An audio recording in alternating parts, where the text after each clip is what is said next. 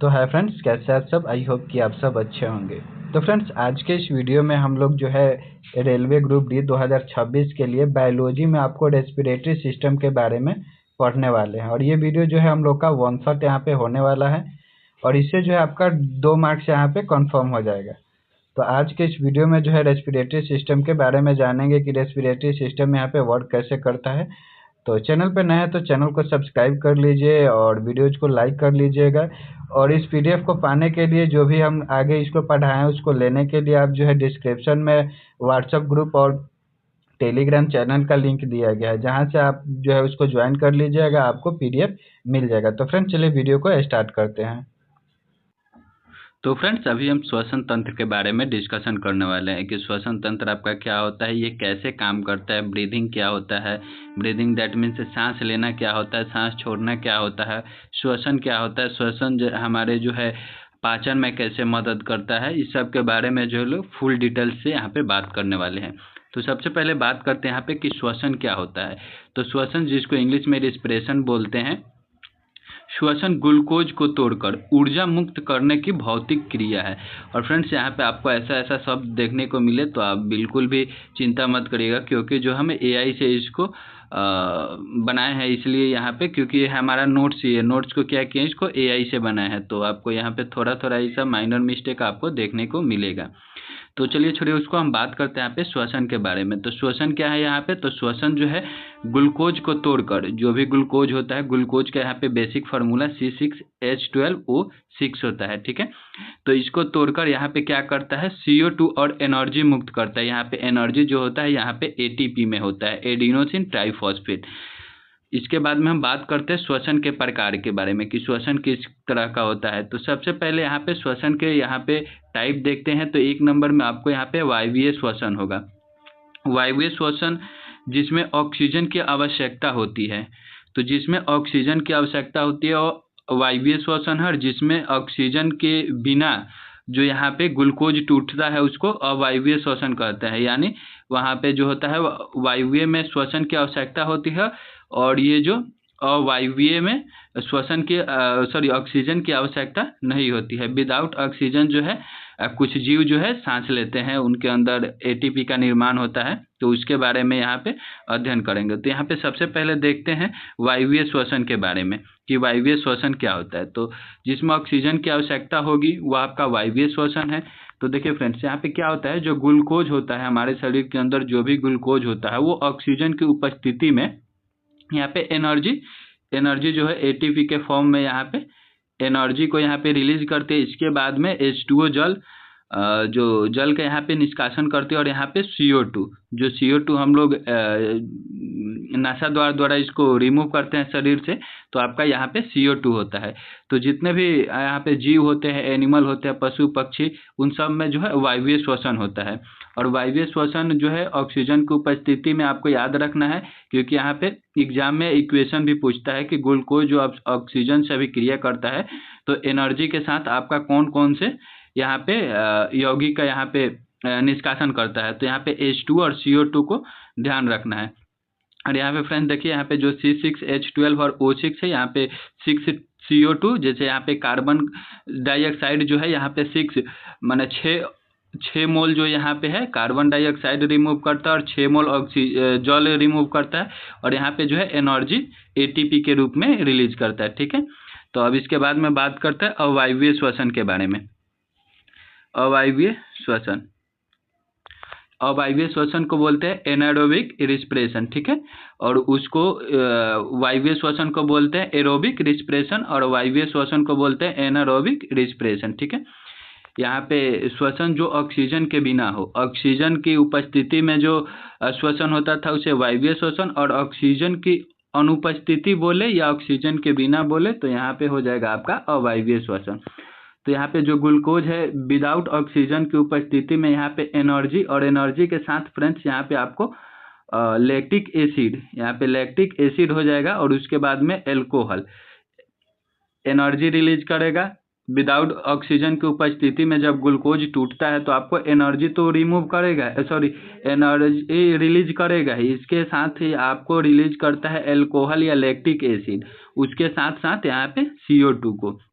और ये जो होता है आपको यहाँ पे ईस्ट में देखने को मिलेगा। ईस्ट में फ्रेंड्स यहाँ पे क्या होता है, इथेनॉल, CO2 और एनर्जी यहाँ पे रिलीज होता है। एल्कोहल दैट मीन्स इथेनॉल भी होता है, ठीक है। मतलब इसका जो मतलब एल्कोहल जो होता है आपका इथेनॉल के फॉर्म में भी होता है। इथेनॉल में आपका एल्कोहल पाया जाता है, इसीलिए यहाँ पे ethanol plus CO2 plus energy लिखा गया। इसके बाद में ये जो भी होता है पेशीय कोशिका में होता है। तो ईस्ट में आपको इथेनॉल रिमूव करता है, और पेशीय कोशिका जितने भी पेशीय कोशिका होते हैं उसमें आपको लैक्टिक एसिड का बेसिक फार्मूला यहाँ पे जो होता है C3H6 और O3 होता है। इसके साथ साथ यहाँ पे एनर्जी, यानी जो वायवीय श्वसन होता है, तो वायवीय श्वसन जो ईस्ट में होता है, ईस्ट में आपका इथेनॉल, CO2 और एनर्जी देखने को मिलता है। और पेशी कोशिका में जो होता है आपको लैक्टिक एसिड C3H6 जिसका बेसिक फार्मूला होता है आपको एनर्जी देखने को मिलेगा। और यहाँ पे जो फ्रेंड्स यहाँ पे जो डायग्राम यहाँ पे दिया गया है बिल्कुल आपको NCERT से लिया गया है, ठीक है। तो NCERT में आपको ये डायग्राम दिया गया है, और ऊपर जो भी पढ़ा है आपको फुल्ली जो है NCERT बेस्ड है। यहाँ पे टोटल एक एक वर्ड जो है NCERT से लिया गया है। NCERT इसके बाहर अभी कुछ नहीं है, ठीक है। तो आपको इसको पूरा फॉलो करना है, क्योंकि हम जितना भी यहाँ पे टर्म यूज किए सब NCERT में है, ठीक है। तो यहाँ पे जो ग्लूकोज होता है, ग्लूकोज यहाँ पे 6 कार्बन मोलिक्यूल होता है जो यहाँ पे दिया गया। और प्रत्येक, और ये जो है तो आपको साइटोप्लाज्म आप जो है सेल पढ़ेंगे उसमें आपको साइटोप्लाज्म के बारे में पढ़ना होगा। तो ये ग्लूकोज जो टूटता है आपको साइटोप्लाज्म में ही टूटता है, ठीक है ना। और टूटने के बाद यहाँ पे प्रत्येक स्थिति में आपको ऑक्सीजन की उपस्थिति में हो या ऑक्सीजन की अनुपस्थिति में आपको पाइरूवेट यहाँ पे बनता है, ठीक है। तो आपको याद रखना है कि ग्लूकोज जो है साइटोप्लाज्म में किस यहाँ पे पदार्थ का निर्माण करता है, तो यहाँ पे पाइरूवेट बनता है, ठीक है ना। और जो ऑक्सीजन की उपस्थिति में अगर ये करता है, सॉरी एब्सेंस ऑफ O2 यानी ऑक्सीजन की अनुपस्थिति में अगर ये प्रक्रिया ईस्ट में होती है, तो आपको बताए थे इथेनॉल, CO2 और एनर्जी रिलीज करता है। यहाँ पे 2 कार्बन मोलिक्यूल जो है यहाँ पे इथेनॉल रिलीज करता है, ठीक है। अगर ऑक्सीजन के बिना हो, जिसमें ऑक्सीजन आपका नहीं हो, जो मस्कुलर सेल्स होते हैं उसमें ऑक्सीजन के बिना ही आपका श्वसन होता है, तो उसमें आपको लैक्टिक एसिड और एनर्जी और 3 कार्बन यहाँ पे मोलिक्यूल यहाँ पे लैक्टिक एसिड रिमूव करते हैं, ठीक है। और प्रेजेंस ऑफ O2 की स्थिति में मतलब O2 की उपस्थिति में होगा तो माइटोकॉन्ड्रिया, जो हमारे माइटोकॉन्ड्रिया होते हैं हमारे शरीर के अंदर, सेल के अंदर माइटोकॉन्ड्रिया होते हैं। माइटोकॉन्ड्रिया में जो ऑक्सीजन यहाँ पे टूटता है तो CO2, H2O और एनर्जी के फॉर्म में यहाँ पे टूटता है। तो आई होप कि यह डायग्राम आपको समझ में आ गया होगा। तो चलिए अब आगे यहाँ पे देखते हैं कि ATP का निर्माण कैसे होता है। जो ATP होता है एडिनोसिन ट्राइफॉस्फेट, इसका निर्माण कैसे होता है, ठीक है। तो ATP एडिनोसिन ट्राइफॉस्फेट है। एडिनोसिन ट्राइफॉस्फेट श्वसन के दौरान ऊर्जा मुक्त होती है। यह ऊर्जा ADP, ठीक है, एडिनोसिन डाइफॉस्फेट और अकार्बनिक फॉस्फेट से ATP बनता है। क्योंकि फ्रेंड्स जो ऊर्जा मुक्त होती है ना यहाँ पे, वो ADP के फॉर्म में होता है, और कार्बनिक फॉस्फेट की मदद से यहाँ पे ATP बनता है। देखिए यहाँ पे ADP होता है, ADP, और यहाँ पे फॉस्फेट से जो यहाँ पे एनर्जी रिमूव होता है ये आपका ADP, और P की मदद से यहाँ पे ATP बनता है, ठीक है ना। और ये कहाँ होता है, आपको माइटोकॉन्ड्रिया में होता है, ठीक है। और माइटोकॉन्ड्रिया में ही आपका ATP रिलीज होता है। यहाँ पे अब जो कोशिकाएं होती है रासायनिक ऊर्जा की आवश्यकता वाली होती है, प्रतिक्रियाओं के लिए ATP का उपयोग करती है। जितने भी हमारे अंदर सेल होती है, सेल क्या करती है, ऊर्जा की आवश्यकता मतलब उसको होता है तो आपको ATP का ही उपयोग करती है, ठीक है। ATP अपने रासायनिक फॉस्फेट बंधन के तोड़कर ऊर्जा रिमूव करता है। यानी जो भी ATP होता है, आप उसका जो भी आपका रासायनिक बंधन होता है फॉस्फेट के द्वारा, उसको तोड़कर और यहाँ पे ऊर्जा रिलीज करता है, एनर्जी रिलीज करता है। और एनर्जी कितना रिलीज करता है, तो 1 मोल ग्लूकोज टूटता है तो आपको 30.5 किलो जूल पर मोल ऊर्जा यहाँ पे रिलीज करता है। यानी 1 मोल ATP टूटने पर 30.5 किलो जूल मोल यहाँ पे एनर्जी रिमूव करता है, ठीक है, रिलीज करता है, सॉरी, यहाँ पे एनर्जी रिलीज करता है। अब यहाँ पे हम बात करते हैं,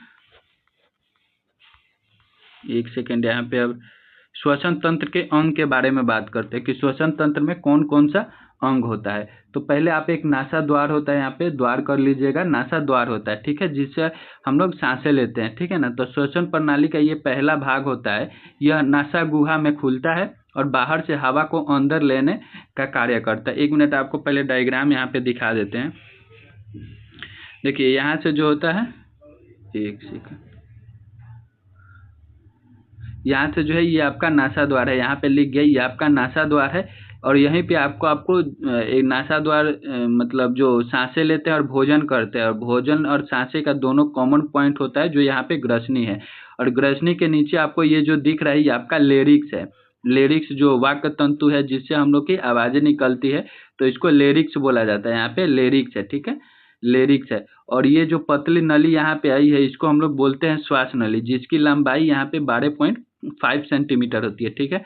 और यहाँ पे श्वास नली जो आगे जाके यहाँ पे डिवाइडेड हो जाती है, मतलब बहुत सारे शाखाओं में यहाँ पे डिवाइडेड हो जाती है, ठीक है ना। और जो श्वास नली है इसको सिकुड़ने से, यहाँ पे इसको सिकुड़ना कर लीजिएगा, सिकुड़ने से जो है उपास्थि के छल्ले, यहाँ पे जो भी वहाँ पे उपास्थि के छल्ले होते हैं हार्ट के पास, तो वही इसको बचाते हैं। मतलब सिकुड़ने से, इसको श्वास नली को सिकुड़ने से कौन बचाते हैं, तो उपास्थि के छल्ले बचाते हैं, ठीक है ना। और यहाँ से इसको बोलते हैं हम लोग ऊपरी श्वसन तंत्र, और इसके नीचे हम लोग बोलते हैं इसको निचली श्वसन तंत्र, ठीक है ना। और इसको लेरिक्स को यहाँ पे हिंदी में कंठ बोलते हैं, ठीक है। और यहाँ पे देखिए जो भी हम लोग सांस लेते हैं, तो सांस लेने के बाद ये जो है वायु आके यहाँ पे कुपिकाओं में अपना ऑक्सीजन और कार्बन डाई का एक्सचेंज यहीं पे करती है। जो छोटे छोटे आपको होल देख रहे हैं यही आपका कुपिका है, यहीं पे जो है ऑक्सीजन और CO2 का आदान प्रदान होता है, ठीक है ना। तो आइए अब इसको डिटेल से सबके बारे में जान लेते हैं। तो देखिए सबसे पहले नासा द्वार देखे थे डायग्राम में, तो यहाँ एक सेकंड, नासा द्वार के बारे में देखे थे। तो नासा द्वार यहाँ पे जो होगा श्वसन प्रणाली का पहला भाग होता है। नासा द्वार श्वसन प्रणाली का पहला भाग होता है। यह नासा गुहा में खुलता है और बाहर से हवा को अंदर लेने का कार्य करता है। नासा द्वार क्या करता है, आपको बाहर की ऑक्सीजन को अंदर लेने का काम करता है, इसका सिर्फ इतना ही काम है। और इसके नासा द्वार में आपको नासिका छिद्रों से गुजरते वाली हवा मार्ग को रेखांकित कार्य तथा महीन बालों द्वारा फिल्टर की जाती है। मार्ग में भी श्लेष्मा से भरा होता है जो इस प्रक्रिया में मदद करता है। यानी जो भी हम लोग ऑक्सीजन लेते हैं, ऑक्सीजन में आपको जो भी बैक्टीरिया होते हैं या इसको फिल्ट्रेट करने का नासिका यानी नासा द्वार में जो महीन बाल होते हैं ना, वही इसको फिल्टर करते हैं ऑक्सीजन को। और उसके बाद में वहाँ पे श्लेष्मा भी होता है। श्लेष्मा क्या करता है, उसको फिल्टर करने में मदद करता है, और जिसके बाद नासा द्वार से जो ऑक्सीजन है आपको आगे जाता है। और इसके बाद में जो है आपको ग्रसनी, नासा द्वार के बाद आपको ग्रसनी में यानी फेरिंक्स में आपका जो है ऑक्सीजन जाता है, जहाँ पे आपका पाचन तंत्र और श्वास नली श्वसन प्रणाली का एक यहाँ पे उभयनिष्ठ हो जाएगा। यहाँ पे क्या होता है फ्रेंड्स, उभयनिष्ठ हिस्सा होता है, ठीक है ना।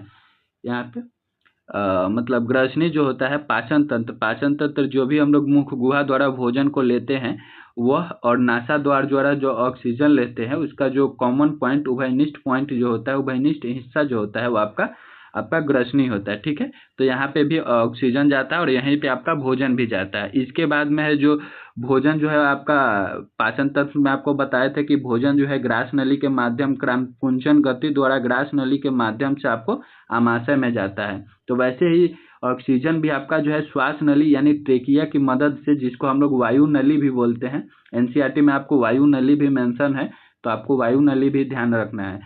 तो ऑक्सीजन जो है आपका श्वास नली द्वारा कुपिकाओं तक पहुंचता है। तो लेरिक्स आधार स्वर यंत्र है, जिसको लेरिक्स जिसको कंठ बताए थे, वाक तंतु बोले थे, वो आपका स्वर यंत्र है। श्वास नली का ऊपरी प्रवेश भाग है और निचली प्रवेश भाग ऊपरी प्रवेश भाग आपको डायग्राम में बताए थे, तो ये आपका ऊपरी प्रवेश भाग है। लेरिक्स के अंदर वाक्य तंतु, यहाँ पे आपको थोड़ा सा यहाँ पे मिसप्रिंट हो गया है, पे वाक्य तंतु पाए जाते हैं जो ध्वनि रज्जु पाए जाते हैं, उसको वाक्य तंतु बोले फ्रेंड्स यहाँ पे, या ध्वनि रज्जु बोले। ये कहाँ पाया जाता है, आपको लेरिक्स में पाया जाता है, ठीक है। तो इसको याद रखना है कि लेरिक्स को क्या बोलते हैं हम लोग, वाक्य तंतु या ध्वनि रज्जु बोलते हैं, ठीक है ना। और यहीं से जो है आपका ऑक्सीजन जो है श्वास नली में यहाँ पे प्रवेश करता है। ठीक है, यहाँ पे श्वास नली में ये आपका लेरिक्स हो गया और ये आपका ग्रसनी हो गया, और ये यहाँ से हम लोग ऑक्सीजन लेते हैं, इसका उभयनिष्ठ यहाँ से भोजन लेते हैं, यहाँ से क्या करते हैं भोजन, और यहाँ से हम लोग जो है यहाँ से वायु लेते हैं। ठीक है ना, इसको हम वायु बोलते हैं, वायु लेते हैं, और इसका जो उभयनिष्ठ पॉइंट यहाँ पे बताए थे ये ग्रसनी है। ठीक है, और इसको जो ऑक्सीजन जाता है ये आपका नसा द्वार है, और यही वाक्य तंतु है, यहीं पे जो है यहीं से आपका ऑक्सीजन जो है वायु जो है आपका श्वास नली में प्रवेश करता है, और इसका पहला भाग होता है और ऊपरी भाग होता है। ठीक है, ये ऊपर की ओर है और निचली भाग यहाँ से जो है श्वास नली के बाद जो श्वास नली का डिवाइडेड होता है 2 पार्ट्स में, तो इसके ऊपर की भाग को ऊपरी भाग बोलते हैं और इसके नीचे की भाग को निचली भाग बोलते हैं। ठीक है, तो यहाँ से अब हम देखते हैं श्वसन तंत्र के कार्य को देख लेते हैं कि श्वसन तंत्र यहाँ पे कार्य मतलब श्वसन तंत्र का क्या कार्य होता है। तो 1 नंबर में यहाँ पे जो है श्वसन, पहले रेस्पिरेशन, जो श्वसन ग्लूकोज को तोड़कर ऊर्जा मुक्त करते हैं, ये इसका काम होता है। गैस विनिमय का ये काम करता है श्वसन तंत्र। शरीर में ऑक्सीजन लेना और कार्बन डाई को बाहर करना, ये क्या है, ये आपका श्वसन का ही काम है। तो गैस एक्सचेंज का भी काम करता है। इसके बाद में पीएच संतुलन को बनाए रखना, पीएच संतुलन को बनाए रखना। श्वसन तंत्र शरीर में अम्ल और क्षार के संतुलन को बनाए रखने में सहायक होता है। ठीक है, आपको सिर्फ इतना ही याद रखना है। आपको 4th नंबर में ध्वनि उत्पादन जो है वॉइस प्रोडक्शन है, ये स्वर यंत्र में स्थित स्वर तंतुओं या वाक्य तंतुओं के कंपन से ध्वनि उत्पन्न होती है। ठीक है, और इसके बाद में एक जो होता है आपका रक्षा तंत्र होता है और जलवाष्प एवं गंध की पहचान होता है। आपको सिर्फ ये मेन जो पॉइंट है इसको आपको याद रखना है। रक्षा तंत्र क्या करता है, नसिका में श्लेष्मा, बाल जैसी सिलिया, धूल, कीटाणु और अन्य हानिकारक कणों को मतलब श्वास नली में प्रवेश करने से रोकता है। ठीक है ना, तो इसको रक्षा तंत्र का भी कार्य करता है जो श्वसन तंत्र होता है। जलवाष्प एवं गंध की पहचान करता है। नसिका गुहा हवा की नमी नम करती है तथा गंध को पहचानने में सहायक करती है। जो भी ऑक्सीजन जो होता है ये गर्म हवा होता है, इसको गर्म वायु होता है, इसको क्या करता है, इसको पहले नम करती है और इसको पहचानने में कौन मदद करती है, तो आपको श्वसन तंत्र का ही हिस्सा है जिससे जलवाष्प और गंध की पहचान की जाती है। और इसके बाद फ्रेंड्स यहाँ पे ऊपरी श्वसन तंत्र के बारे में हम लोग बात कर लिए हैं। ऊपरी श्वसन तंत्र में आपका जो है नासा द्वार है, इसके बारे में जान लिए, ग्रसनी के बारे में जान लिए, लेरिक्स के बारे में जान लिए, श्वास नली के बारे में जान लिए। श्वास नली के माध्यम से ही जो है वायु कूपिकाओं में प्रवेश करती है। श्वास नली की लंबाई 12.5 सेंटीमीटर होती है। अब इसके बाद में यहाँ पे हम लोग देखते हैं, इस सब पढ़ लिए, तब निचला श्वसन तंत्र के बारे में यहाँ पे देखते हैं। ठीक है, निचला श्वसन तंत्र, एक सेकंड इसको हम थोड़ा कस्टमाइज कर लिए। और इसके बाद में निचला श्वसन तंत्र, निचले श्वसन तंत्र में आपको सिलिया देखने को मिलेगा, जो वहाँ पे हम आपको बताए थे। श्वसन तंत्र के ऊपरी हिस्से में बाल जैसी संरचनाएं होती है जिन्हें सिलिया कहा जाता है। ठीक है, और सॉरी ये फ्रेंड्स निचला श्वसन तंत्र लिखा है, लेकिन ये आपका जो सिलिया है ऊपरी श्वसन तंत्र में पाया जाता है। ठीक है ना, बाल जैसी जो संरचना होती है उसको सिलिया ही कहा जाता है। ये सिलिया नाक और मुंह के द्वारा ली गई हवा में कणों, धूल और अन्य हानिकारक कणों को छांटने में मदद करती है। धूम्रपान से ये बाल जो है नष्ट हो जाते हैं, जिसके कारण कीटाणु, धूल, धुआं और अन्य हानिकारक रसायन फेफड़ों में प्रवेश कर संक्रमण, खांसी और यहाँ तक कि फेफड़ों को कैंसर का कारण बनाते हैं। ठीक है ना, तो यहाँ पे जो है निचला श्वसन यहाँ पे आपको ऊपरी श्वसन तंत्र कर लेना है। यहाँ पे जो है ऊपरी श्वसन तंत्र, ठीक है ना, ऊपरी श्वसन तंत्र कर लेना है आपको इसको। ऊपरी श्वसन तंत्र में आपका सिलिया जो होता है ये बाल जैसी संरचनाएं होती है जिसे सिलिया कहा जाता है। इसका जो काम होता है ये हवा के जो कण होते हैं उनसे धूल और अन्य हानिकारक पदार्थों को, हानिकारक कणों को छांटने में ये मदद करती है।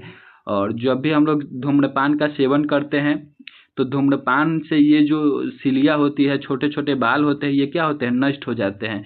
नष्ट होने के कारण जो है हमारे श्वास नली में यहाँ पे कीटाणु चले जाते हैं, धूल चला जाता है, धुआं चला जाता है, और भी हानिकारक रसायनें जो वायुमंडल में उपस्थित है वे प्रवेश कर जाती है, जिससे संक्रमण हो सकता है, खांसी भी हो सकता है, और यहाँ तक कि फेफड़ों में कैंसर का जो सबसे बड़ा कारण है ये आपका यही है, धूम्रपान ही है, सिलियों का नष्ट होने से होता है। ठीक है ना, और यहाँ पे जो है आइए फेफड़े के बारे में यहाँ पे सबसे पहले अब देख लेते हैं। तो फेफड़ा जो होता है, फेफड़ा के अध्ययन को यहाँ पे पुल्मोलॉजी कहते हैं। ठीक है, फेफड़े के अध्ययन को क्या कहा जाता है, तो पुल्मोलॉजी कहा जाता है, ठीक है। और फेफड़ा जो होता है, फेफड़ा छाती के दोनों ओर स्थित स्पॉन्जी यहाँ पे अंग है, ठीक है ना, स्पॉन्जी अंग है। ये श्वसन तंत्र के मुख्य अंग है जो गैस विनिमय के लिए जिम्मेदार है। मतलब गैस विनिमय का मेन जो है कौन है, यहाँ पे फेफड़ा ही है। फेफड़े के अंदर ही है जो है आपका गैस का एक्सचेंज होता है, ठीक है ना, जहाँ पे आपको ऑक्सीजन शरीर के द्वारा मतलब लिया जाता है, अवशोषित किया जाता है और कार्बन डाइऑक्साइड को रिलीज किया जाता है। फेफड़े लगभग 6 लीटर हवा धारण कर सकती है। जो हम लोग का फेफड़ा होता है ये 6 लीटर जो है ऑक्सीजन को, यहाँ पे हवा को धारण कर सकते हैं, ठीक है ना। और राइट लंग जो होता है आपका लगभग 600 ग्राम का होता है। लेफ्ट लंग जो होता है आपका ये 500 ग्राम का होता है। अभी आपको नीचे में देखिए, ये जो है आपका, एक सेकंड, यही आपका फेफड़ा है, ठीक है ना। तो ये आपका एक लेफ्ट होता है, इसमें राइट होता है। तो जो राइट होता है आपका 600 होता है, 600 ग्राम का, और जो लेफ्ट होता है आपका 500 ग्राम का होता है, ठीक है।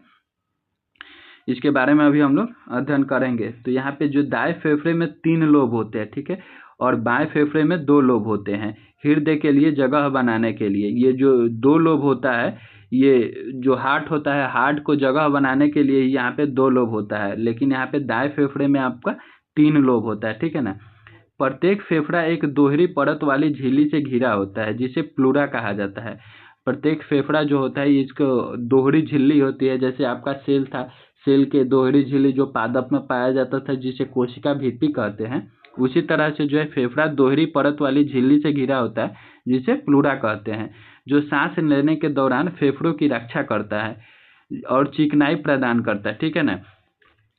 फेफड़ों के अंदर, एक सेकंड, फेफड़ों के अंदर श्वसनी हवा नलियों में विभाजित हो जाती है जिन्हें वेंट्रियोल्स श्वसनिका कहा जाता है, जो आगे चलकर एल्वियोली वायु मतलब वायु थैलिया तक जाती है। हवा वायु थैलिया तक जाती है। इसके बारे में अभी हम लोग देख लेते हैं, ठीक है।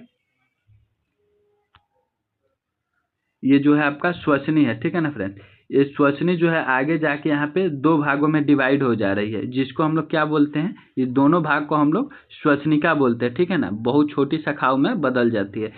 श्वसनी आगे जाके आपको 2 भागों में डिवाइड हो जाती है, और इस दोनों भागों को हम लोग क्या बोलते हैं, श्वसनिका बोलते हैं। और इसी को यहाँ पे एल्वियोली बोला जाता है। एल्वियोली वेंट्रियोल्स है, ठीक है, और दोनों फेफड़ों में बदल जाती है। और एक फेफड़ा जो है राइट साइड बोले और इसको लेफ्ट साइड बोले, तो इसमें देखिए यहाँ पे जाने के बाद यहाँ पे बहुत सारे शाखाओं में ये क्या हो जा रही है, विभाजित हो जा रही है, ठीक है ना। जिसको हम लोग, अब इसको हम लोग क्या बोलेंगे, श्वसनिका बोलेंगे। और श्वसनिका में ये जो छोटे छोटे यहाँ पे छिद्र टाइप के आपको दिख रहा है, यही आपका कोपिका है जहाँ पे आपको गैस एक्सचेंज होता है, ठीक है ना। सॉरी, यहाँ पे जो हम पहले बताए थे आपको, ये जो श्वसनी आ रही है, श्वसनी यहाँ पे 2 भागों में डिवाइड हो रही है जिसको एल्वियोली बोलेंगे, ठीक है ना। और एक एल्वियोली जो है आपका, ये बहुत सारे शाखाओं में यहाँ पे डिवाइड हो रहा है, ठीक है, इसको हम लोग श्वसनिका बोलेंगे। इसके बाद में आपका कुपिका के बारे में बता ही दिए, तो यहाँ पे देखिए अब इसके बारे में जान लेते हैं, ठीक है। तो यहाँ पे जो है कुपिका जो होता है, एल्वियोली जिसको बोलते हैं, ये कोपिका कोश वायु कोपिका होती है। प्रत्येक फेफड़े में लगभग 300 से 400 मिलियन आपका जो है कोपिका मौजूद होता है, ठीक है। एल्वियोली होती है, एल्वियोली को हिंदी में आपको कोपिका बोलते हैं, ठीक है। और इसका जो फंक्शन होता है, इसका जो कार्य होता है, ये गैस विनिमय का मुख्य स्थान है जहां ऑक्सीजन रक्त में प्रवेश करती है और कार्बन डाइऑक्साइड हवा में जाती है। यानी कोपिकाओं के माध्यम से गैस विनिमय होता है जहां से ऑक्सीजन रक्त में प्रवेश करती है और कार्बन डाइऑक्साइड जो है आपका मतलब कि नसा द्वारा आपको हवा में जाती है। एल्वियोली जिसको कुपिका बोलते हैं, सामूहिक रूप से गैस विनिमय के लिए 12 सतह क्षेत्र 80 वर्ग सेंटीमीटर यहाँ पे प्रदान करते हैं, ठीक है ना। सांस की दर, यहाँ पे अब सांस की दर के बारे में यहाँ पे जानते हैं कि सांस की दर क्या होती है। तो सांस लेने का दर वह संख्या है जो एक व्यक्ति 1 मिनट में सांस लेता है। एक सांस बराबर एक सांस अंदर लेना और एक सांस बाहर छोड़ना, यानी 1 मिनट में जितना हम लोग सांस लेते हैं, 1 मिनट में हम लोग कितना सांस लेते हैं, 15 से 18 बार सांस लेते हैं। और सांस लेना क्या होता है, एक सांस को अंदर लेना, जैसे ऑक्सीजन को अंदर ले रहे हैं और कार्बन डाइऑक्साइड को बाहर छोड़ रहे हैं, ये आपका क्या है, ये आपका सांस लेना होता है जिसको ब्रीदिंग बोलते हैं। और ब्रीदिंग रेट जो होता है वयस्क आदमी के लिए यहाँ पे 15 से 18 होता है, और कोई आदमी वयस्क आदमी व्यायाम कर रहा है तो वो 25 बार यहाँ पे जो है ब्रीदिंग करता है, ठीक है।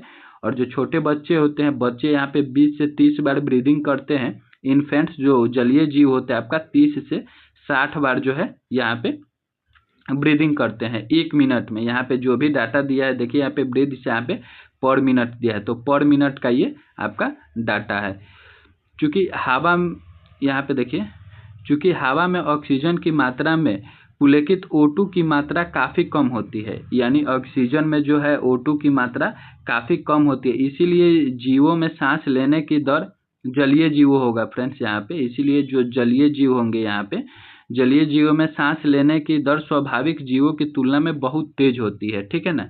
तो इसको आपको याद रखना है कि जो जलीय जीव होते हैं वो आपका तेजी से सांस लेते हैं स्थलीय जीव की अपेक्षा, ठीक है। और इसके बाद में यहाँ पे आइए अब डायफ्राम के बारे में बात कर लेते हैं। 1 सेकेंड, यहाँ पे इसको कस्टमाइज कर लेते हैं।